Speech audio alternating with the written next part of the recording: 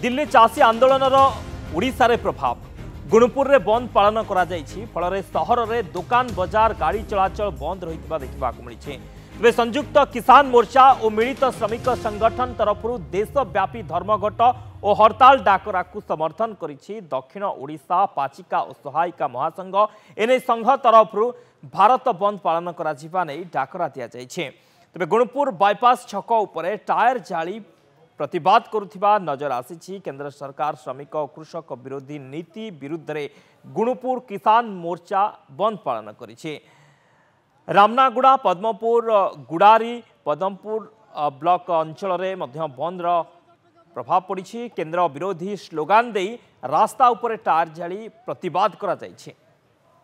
आज संयुक्त किसान मोर्चा आह्वान क्रमे